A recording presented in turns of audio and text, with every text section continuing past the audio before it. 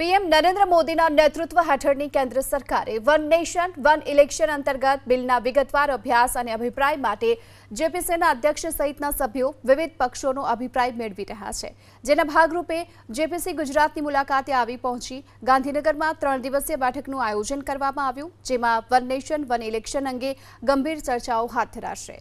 આ મુલાકાત દરમિયાન કમિટી રાજ્યના ઉચ્ચ અધિકારીઓ, સરકારના પ્રતિનિધિઓ અને વિવિધ રાજકીય પક્ષોના નેતાઓને મળશે। આ સાથે જ સમિતિ મુખ્યમંત્રી અને વિરોધ પક્ષના નેતા સાથે પણ ખાસ મુલાકાત કરશે। રાજ્યના નાગરિકો અને સંગઠનો તરફથી આ અંગે વિશેષ સૂચનો મેળવવા માટેની પણ કમિટી પ્રયાસ કરી રહી છે। આજે ગુજરાત રાજ્યની મુલાકાતે આવી છે અને અહીંના અધિકારીશ્રીઓ, આપણા રાજ્ય કક્ષાના તમામ વરિષ્ઠ અધિકારીશ્રીઓને, એક રેન્કના અધિકારીઓને મળવાનો પ્રયાસ થશે। અહીંના ગણમાન્ય રાજનીતિજ્ઞોને મળવાનો પણ પ્રયાસ થશે। ગણમાન્ય વકીલોને મળવાનો પણ પ્રયાસ થશે।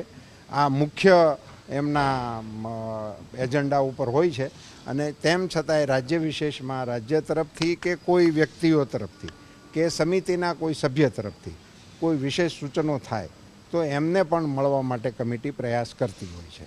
આ બધાના અભિપ્રાયો લઈ અને કમિટી પોતાનો અભિપ્રાય એ સ્પીકર સાહેબને રજૂ કરશે। मैं ये समझता हूँ कि इसका हश्र वैसे नहीं हो जिस तरह का पिछले लोकसभा अधिवेशन में एक संविधान संशोधन केंद्र सरकार ने लाने का काम किया था। तमाम राजनीतिक दलों को विश्वास में लेकर, तमाम स्टेक होल्डर्स को विश्वास में लेकर ही इसको आगे बढ़ाने का काम सरकार ने किया। तो ऐसा नहीं होगा जैसे पिछले लोकसभा अधिवेशन में हमें देखने का समय आया था।